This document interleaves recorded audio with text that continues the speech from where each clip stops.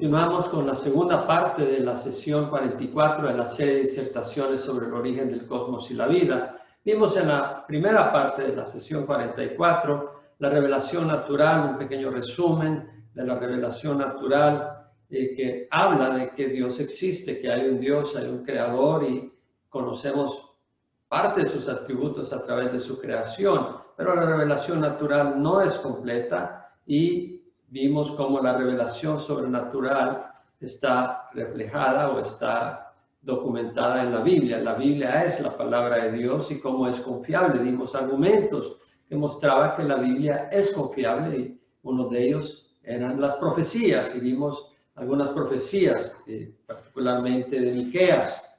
Continuaremos con esta sesión 44 en la segunda parte, continuando con algunos argumentos en cuanto a profecías que se han cumplido. Veremos algunas profecías en el libro de Isaías y también profecía en el Salmo 22 y también otras profecías en el libro de Isaías. Cubriremos un poco más cómo realmente la Biblia es incompatible con la evolución. La evolución realmente es una mentira que nació en el infierno para destruir la fe de los cristianos y para que las personas no busquen a Dios. Y terminamos con el plan de salvación al final, algunos pensamientos de lo que Dios tiene para nosotros. Una vez más, vamos a pedir que el Señor bendiga el estudio de su palabra. Acompáñame, por favor. Padre, te doy gracias porque nos has traído hasta acá. Te doy gracias porque nos has dado tu palabra. Te doy gracias porque nos has dado la oportunidad de conocerla, de arrepentirnos de nuestros pecados y de caminar contigo, sabiendo que en ti tenemos vida eterna. Padre, ilumina cada mente, cada corazón, para que puedan recibir de ti. En nombre de Jesús. Amén. Bueno, acá continuamos con la segunda parte de la sesión 44.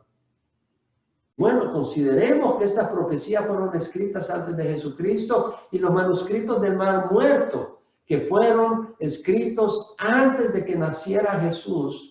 Esos manuscritos tienen esas profecías. Nadie puede decir, eso fue escrito después de que Jesús nació. No, hay manuscritos arqueológicos, descubrimientos arqueológicos que muestran que esas profecías fueron escritas antes. En Isaías 9 leemos tantas profecías de nuestro Señor Jesucristo en toda la Escritura. Yo he leído toda la Biblia y me impresionan las profecías hechas de Jesucristo, así como otras profecías. El capítulo 9 de Isaías escribe, ya no habrá más lobreguez, o sea, tristeza, oscuridad para la que estaba en angustia. Como en tiempos pasados, él trató con desprecio a la tierra de Zabulón y a la tierra de Neftalí, pero después la hará gloriosa por el camino del mar, al otro lado del Jordán, Galilea de los gentiles. Está diciendo que ya no habrá más depresión, tristeza, como pasó en el tiempo pasado, cuando Dios mostró desprecio a la tierra de Zabulón y a la tierra de Neftalí. Tierra de Zabulón es donde está el poblado de Nazaret, y la tierra de Neftalí estaba donde estaba Capernaum, ambos lugares donde el Señor estuvo. En Nazaret, ahí creció, y en Capernaum fue donde tuvo el ministerio con los apóstoles por 3 años. Y vemos acá que está diciendo, bueno, en el tiempo pasado Dios trajo desprecio a estos lugares. Bueno, el pueblo de Israel se rebeló y Asiria se los llevó al exilio y estuvieron devastados. O sea, Asiria devastó la parte norte y los arameos habían destruido también muchas de las poblaciones al norte de Israel, y luego Asiria que los llevó al exilio. Pero dice, no, en el pasado pasó así. Pero luego dice, pero luego Dios hará gloriosa estas regiones por el camino del mar de Galilea. Y luego dice, el pueblo que andaba en tinieblas ha visto una gran luz. ¿Por qué la hará gloriosa? Porque Jesús estaría ahí. Lo profetiza Isaías 700 años antes que viniera Jesús. Dice, el pueblo que andaba en tinieblas ha visto una gran luz. A los que habitaban en tierra de sombra de muerte, la luz ha resplandecido sobre ellas. Multiplicaste la nación, aumentaste su alegría, se alegran en tu presencia. Isaías dice, se alegran en tu presencia. Jesús estaba presente en esas tierras, en Nazaret, predicó en la sinagoga, lo quisieron matar en Nazaret. Pero muchos vinieron a él y creyeron en él. Se alegran en tu presencia como con la alegría de la cosecha. porque tú quebrarás el yugo de su carga, el báculo de sus hombros. Y está hablando de la opresión, no de Roma, aunque Israel estaba bajo la opresión de Roma en ese tiempo cuando vino Jesús, pero el yugo del pecado, la carga del pecado, la carga de la culpa. Y luego en el versículo 6 Isaías dice, porque un niño nos ha nacido, un hijo nos ha sido dado, y la soberanía reposará sobre sus hombros, y se llamará su nombre admirable, consejero, Dios poderoso, Padre eterno, príncipe de paz. El aumento de su soberanía y de la paz no tendrán fin sobre el trono de David y sobre su reino, para afianzarlo y sostenerlo con el derecho y la justicia. El celo de Jehová de los ejércitos hará esto. Vemos entonces que Isaías menciona que será su nombre admirable, consejero. Necesitamos un consejero. Tenemos el consejo de la Escritura y tenemos al Espíritu Santo y tenemos a Jesús que nos aconseja. Consejero, Dios poderoso. Jesús es Dios, Padre eterno. El mundo necesita, el ser humano necesita un padre que le guíe. Cuando es un niño, necesita un padre, y ese padre debe estar guiado por Dios para que pueda ser un buen guía. Y Jesús es nuestro guía. Padre eterno, príncipe de paz. En un mundo de turbulencia necesitamos paz. Las profecías de las Escrituras son tremendas. El Salmo 22, yo recuerdo, compartía este Salmo 22 con un amigo y se lo empecé a leer y le dije, ¿de quién crees que está escribiendo el salmista acá? Y me dijo, de Jesús. ¿Sabes que esto fue escrito 900 años antes? Y se le salieron las lágrimas porque le impresionó la profecía tan clara. Si agarramos el Salmo 22 y lo comparamos con Mateo 27, vemos el cumplimiento tan maravilloso de esta profecía.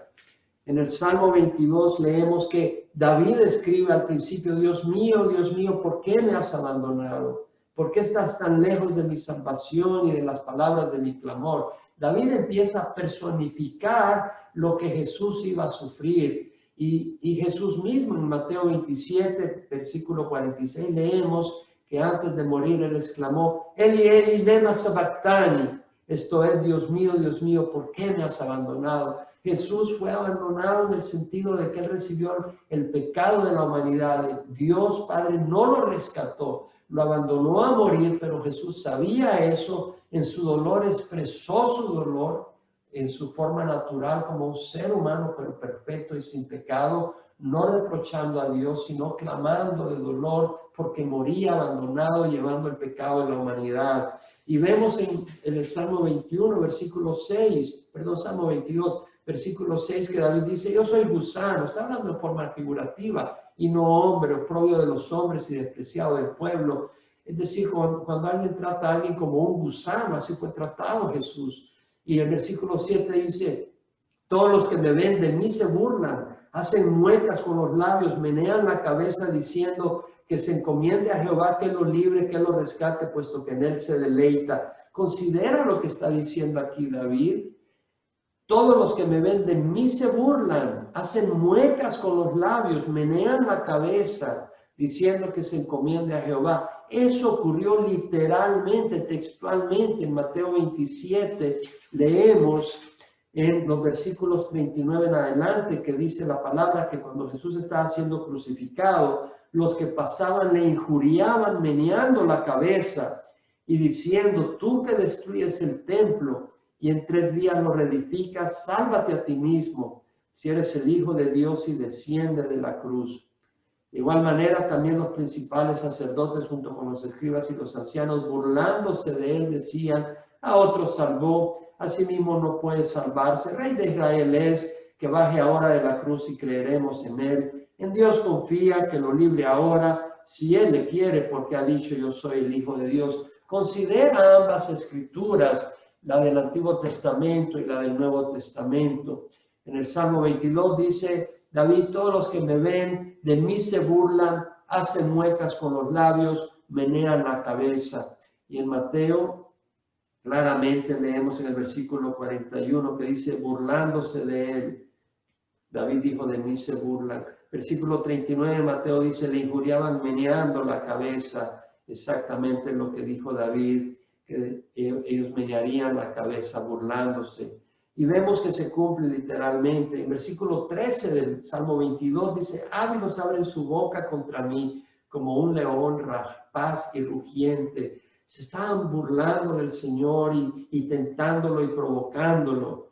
Y luego dice el versículo 14, David personificando lo que pasaría con Jesús. Soy derramado como agua y todos mis huesos están descoyuntados. Mi corazón es como cera, se derrite en medio de mis entrañas. Jesús estaba siendo colgado en una cruz y sus huesos estaban descoyuntados al estar colgado. Dice, mi corazón es como cera, se derrite en medio de mis entrañas. El dolor emocional, pero físicamente estaba en el calor del desierto.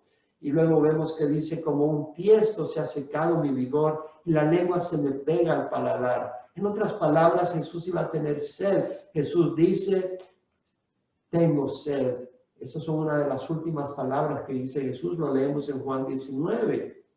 Y luego vemos que dice la palabra en el Salmo 22, que dice, y me has puesto en el polvo de la muerte. Luego repetir el versículo 15, como un tiesto se ha secado mi vigor, la lengua se me pega al paladar y me has puesto en el polvo de la muerte. David le dice a Dios, me has puesto en el polvo de la muerte. Efectivamente, Jesús fue enviado a la cruz por Dios, por el Padre.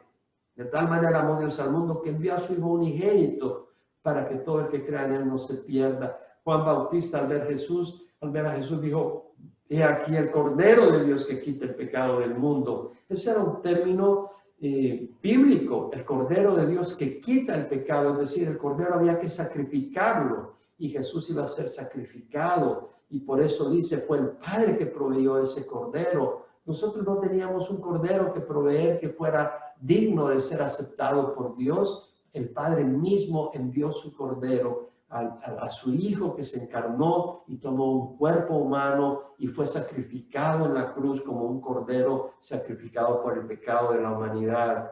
Y vemos que dice el versículo 16, perros me han rodeado. Es un término para hablar de la violencia de los soldados romanos y de las personas que estaban ahí atacando a Jesús mientras él era crucificado. Y dice, me ha acercado cuadrilla de malhechores, me horadaron las manos y los pies. Amigo, David, en tiempos de David no existía la crucifixión y él escribe, me horadaron las manos y los pies. Literalmente Jesús fue clavado en una cruz. Lo dice, puedo apuntar todos mis huesos, ellos me miran, me observan. No quebraron ningún hueso de Jesús, se cumplió la palabra y la profecía del Salmo 34:20. Reparten mis vestidos entre sí, sobre mi ropa echan suertes. Mateo, así como otros evangelios mencionan que repartieron sus vestidos y echaron suerte sobre ellos. Entonces vemos las profecías cumplidas y en tantas partes de la Biblia, toda la escritura habla de Jesucristo y las profecías que Jesús cumplió son tremendas. En Isaías 53 leemos que Isaías escribe y vemos cómo coincide con el Salmo 22 y cómo coincide con otras escrituras. En Isaías 53, Isaías describe de Jesús, dice, fue despreciado y desechado de los hombres, varón de dolores, experimentado en aflicción. Jesús no anduvo con comodidades, fue perseguido, fue maltratado, fue insultado, fue opuesto y fue crucificado. Varón de dolores, experimentado en aflicción, como uno de quien los hombres esconden el rostro, fue despreciado y no le estimamos. Amigo, y no es cierto que esta es una realidad hoy en día que no estimamos a Jesús. ¿Cuántas personas estiman la palabra de Jesús? ¿Cuántas personas de corazón estiman el sacrificio de Jesús y a cambio del sacrificio de Jesús le ofrecen su corazón agradecidos por tan gran salvación? Dice la palabra en Isaías 53:4, ciertamente Él llevó nuestras enfermedades y cargó con nuestros dolores. Con todo nosotros le tuvimos por azotado, por herido de Dios y afligido. Isaías profetiza de que Él sería herido por Dios, es decir, Dios pondría sobre Él nuestros pecados. Mas Él fue herido por nuestras transgresiones, molido por nuestras iniquidades. El castigo por nuestra paz cayó sobre él, es decir, para tener paz con Dios. es a través del castigo que cayó sobre Jesucristo. Dios es justo y tiene que castigar la maldad, y ese castigo cayó sobre Jesucristo para que nosotros no suframos la perdición eterna en el lago de fuego y azufre. Aquellos que rechazan y desprecian a Jesús y su sacrificio en la cruz, ellos mismos tendrán que pagar la justicia divina que demanda, el castigo que demanda la justicia divina. Todos nosotros nos descarriamos como ovejas, escribió Isaías, nos apartamos cada cual por su camino, pero Jehová hizo que cayera sobre él la iniquidad de todos nosotros, no su iniquidad, porque él fue sin pecado. Y luego leemos que dice, se dispuso con los impíos su sepultura en el versículo 9. Jesús murió a la par de dos ladrones, de dos criminales, pero con el rico fue en su sepultura. Sabemos que José de Arimatea, un hombre rico, lo puso en su sepultura, aunque no había hecho violencia ni había engaño en su boca. Amigo, la Biblia está llena de profecías que se han cumplido. Y tenemos la evidencia histórica. Los apóstoles, cuando Jesús les dijo que él tenía que morir al tercer día, resucitar, no lo computaban en su mente, no lo realizaban, no lo aceptaban. Cuando Jesús murió, estaban tan deprimidos al ver cómo fue tratado, cómo fue despreciado, cómo fue aplastado, cómo fue asesinado de una manera tan brutal. Ellos perdieron esperanza, estaban todos juntos, reunidos, se habían acobardado, habían huido y estaban desanimados y muy descompuestos. Pero cuando Jesús resucitó, estos hombres cobraron vida, estos hombres se hicieron valientes y estos hombres dieron sus vidas por Jesús. Nadie da su vida por una mentira. Hay personas en Medio Oriente, extremistas musulmanes, que dan su vida y se ponen bombas y estallan y matan gente inocente. Ellos creen que los va a recibir Alá con 70 vírgenes en el paraíso. Bueno, nadie ha venido para decirles que están equivocados. Ellos creen una mentira, genuinamente están engañados.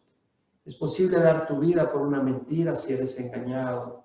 Pero los apóstoles no fueron engañados. Jesús les dijo que el tercer día iba a resucitar. Si Jesús no hubiera resucitado, ese espíritu de depresión y de desánimo hubiera prevalecido y hubieran abandonado el movimiento, que es más que un movimiento, al Jesús.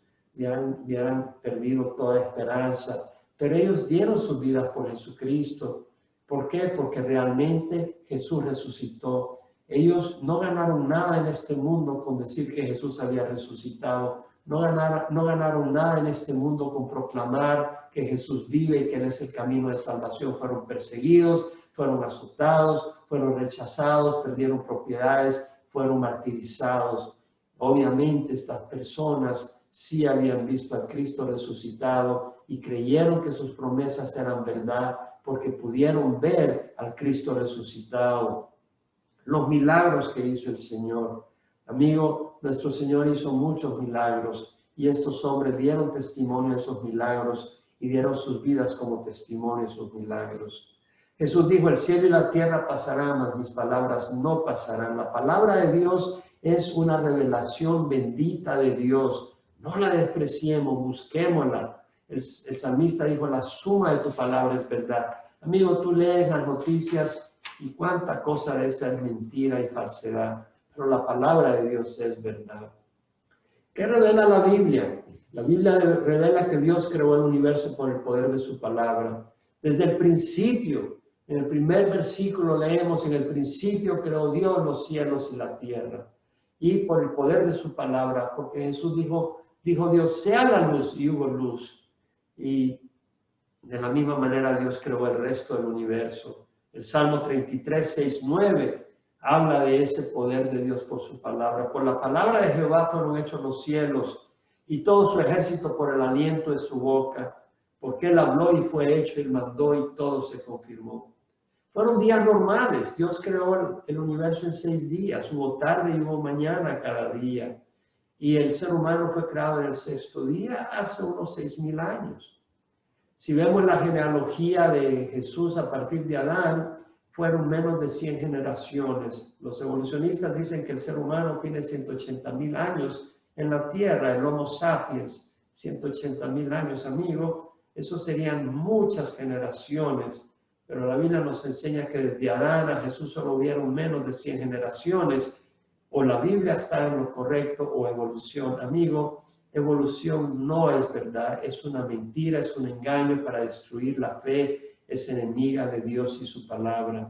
Si vemos evolución, el orden de evolución, de acuerdo a evolución, el universo fue creado por resultado accidental, fue evolucionando, sigue evolucionando, y la Tierra existió mucho tiempo después de que se originó el universo. O sea, el Big Bang empezó hace 13.800 millones de años, y de acuerdo a evolución la Tierra tiene 4.600 millones de años, o sea, bastante tiempo después de que inició el proceso de acuerdo a evolución. Pero la Biblia nos enseña que la Tierra fue creada el primer día, el Sol, la Luna y las estrellas el cuarto día. Evolución enseña que las aves evolucionaron de los reptiles. Sin embargo, la Biblia dice que en el quinto día creó Dios las aves y los reptiles hasta el sexto día. Entonces, evolución no está en armonía con la palabra de Dios, y tenemos que escoger a quién creer. Se ha hallado todo hombre mentiroso, pero Dios es verdadero. Entonces, vemos acá que Dios crea al hombre a su imagen y su semejanza. Dios no creó al hombre, Dios no usó al chimpancé o a un simio para producir al hombre. De acuerdo a los evolucionistas, el chimpancé y el ser humano provienen de un antecesor común, un primate o un simio, hace unos 5 millones de años. Pero nosotros no somos a la imagen del simio. Nosotros hemos sido creados a la imagen de Dios y fuimos creados del polvo de la tierra.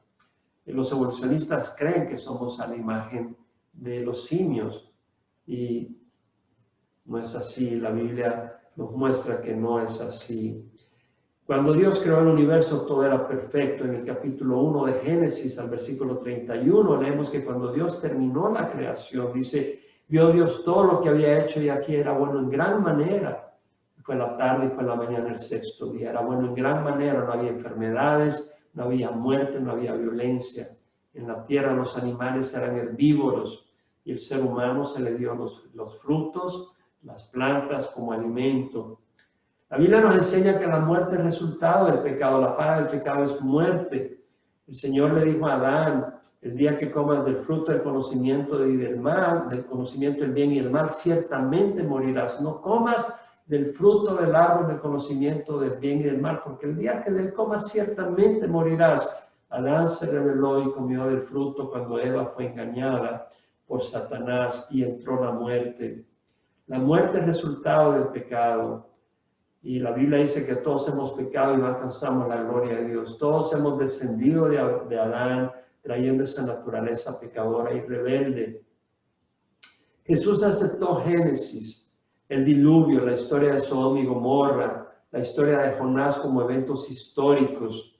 En Mateo 12:40, cuando los judíos querían una señal, Jesús les dijo, como estuvo Jonás en el vientre del monstruo marino 3 días y 3 noches, así estará el Hijo del Hombre 3 días y 3 noches en el corazón de la tierra. Es decir, el Señor le dice, Jonás estuvo en el vientre del monstruo marino 3 días y 3 noches. Dios trajo un monstruo marino que se tragó a Jonás y lo sostuvo milagrosamente 3 días y 3 noches. Y era un símbolo, era una realidad histórica que proyectaba lo que pasaría con Jesús. En Lucas 17 leemos que Jesús hace referencia y dice, tal como ocurrió en los días de Noé, y habla lo que ocurrirá con su venida. Y lo mismo que ocurrió en los días de Lot, o sea, está haciendo referencia al evento de Sodoma y Gomorra, está haciendo referencia al diluvio universal como hechos históricos. Jesús a los judíos les dijo, si creyeras a Moisés, me creerías a mí, porque en mí escribió él. Pero si no crees sus escritos, ¿cómo creerás mis palabras? Tenemos evidencia bíblica que nos revela que el libro de Génesis es histórico. Y si no creemos el libro de Génesis, ¿cómo creeremos lo que ocurre después? ¿Cómo creeremos las promesas del Señor? Jesús mostró su poder creador. Nadie ha visto evolución. Nadie ha visto que un animal se convierta de una especie a otra, de que un gato salga un avestruz. O que de un tecolote aparezca una gallina. Nadie ha visto estas cosas, pero el hombre sigue enseñando evolución porque niega a Dios. Sin embargo, la humanidad ha visto el poder creador de Dios. La humanidad no ha visto evolución jamás, pero ha visto el poder creador de Dios. Hace 2000 años Jesús agarró 5 panes y 2 peces, los bendijo y alimentó 5000 hombres, más sus mujeres, más niños. Había más de 10,000 personas que Jesús alimentó en ese evento, con 5 panes y 2 peces, un acto claro de creación. Tenemos muchas evidencias del poder creador de Dios. En la boda de Caná, Jesús convirtió el agua en vino. En la resurrección de Lázaro, Lázaro llevaba 4 días muerto. El Señor restituye, restablece, crea nuevas células vivas y crea vida de nuevo en Lázaro. Vuelve a poner todo su sistema en perfecto funcionamiento. Pablo y los demás apóstoles entendieron que Génesis era un libro histórico. En 1 Corintios 11, 8, 9, Pablo escribe: el hombre no procede de la mujer, sino la mujer del hombre. Literalmente, Dios creó al hombre del polvo de la tierra y la mujer de la costilla del hombre. Entonces está haciendo referencia a Génesis y la historia de la creación. En 2 Corintios 11:3, Pablo dice: me temo que así como la serpiente con su astucia engañó a Eva, vuestras mentes sean desviadas de la sencillez y la pureza de la devoción a Cristo. Me temo que así como la serpiente con su astucia engañó a Eva, está haciendo referencia al evento en el paraíso, en el Edén, cuando Satanás engañó a Eva. Pedro en su segunda epístola, capítulo 3, hace referencia a cuando Dios levantó la tierra del agua el tercer día. Dice: los cielos existían hace mucho tiempo y también la tierra surgida del agua y establecida entre las aguas por la palabra de Dios. Y luego hace referencia al diluvio, por la cual el mundo de entonces fue destruido siendo inundado con agua. Entonces tenemos la revelación bíblica.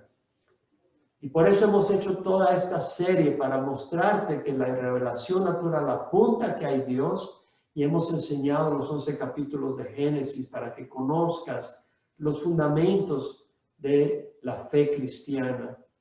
Pero ¿qué nos revela la palabra del Señor para nosotros hoy en día? Todo lo que hemos estudiado en la palabra de Dios es válida y viva para hoy. Y en Mateo Jesús nos advierte, Jesús dijo: entra por la puerta estrecha, porque ancha es la puerta y amplia la senda que lleva a la perdición, y muchos son los que entran por ella.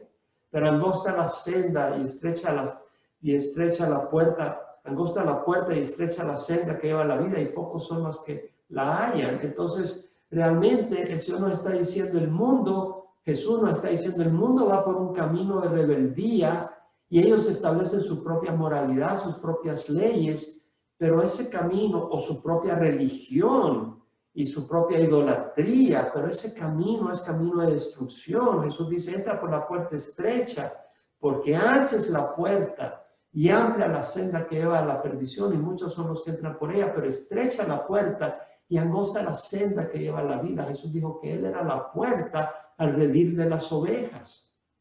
En Apocalipsis leemos, el Señor nos habla de esa vida que hay en Jesús mismo, y lo hace a través de Juan, que escribe la revelación de Dios.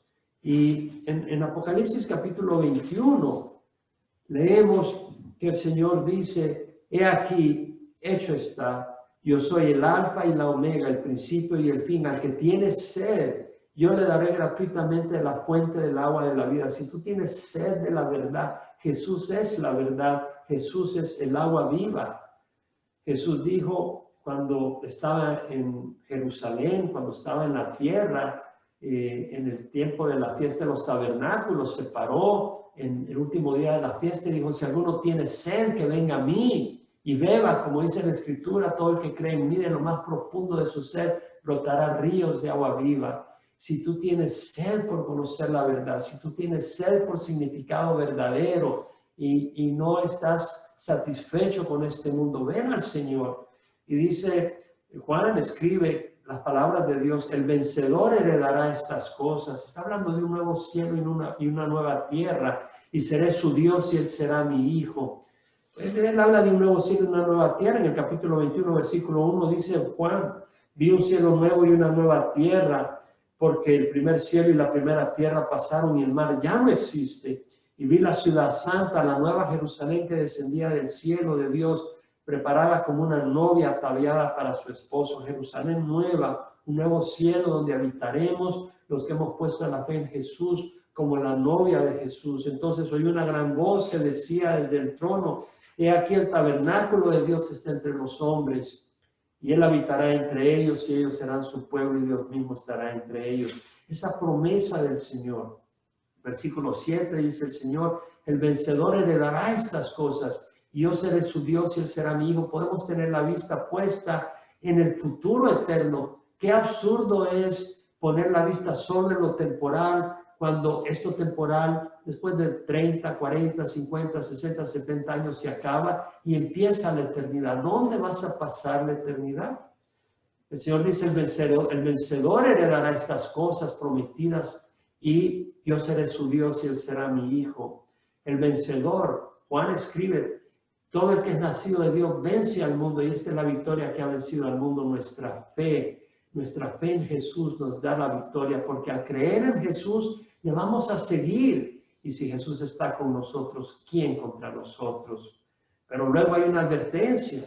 Dice la palabra, pero los cobardes, aquellos que no están dispuestos de ir en contra de la corriente del mundo, pero se dejan arrastrar por la corriente de rebeldía y de maldad del mundo. Los cobardes, los incrédulos, los que no quieren poner la fe en Jesús, los abominables, los asesinos, los inmorales, la fornicación, el adulterio, los hechiceros, los idólatras.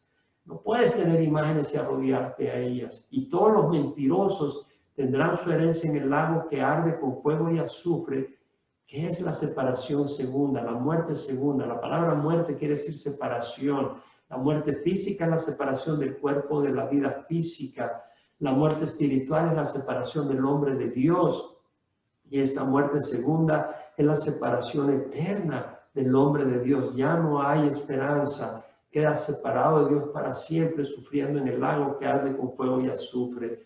Dios no quiere que perezcamos, espiritualmente hablando, separados de Dios para siempre.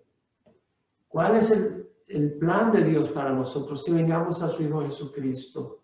Porque la voluntad de mi Padre, dijo Jesucristo, es que todo aquel que ve al Hijo y cree en Él tenga vida eterna. Yo mismo lo resucitaré en el día final, resucitándonos para gozar de una eternidad con Él. ¿Qué hacemos mientras tanto? El Señor nos ha llamado para venir a Él y ser luz en el mundo. Ser luz del Señor, ser un pueblo santo, pueblo de creyentes.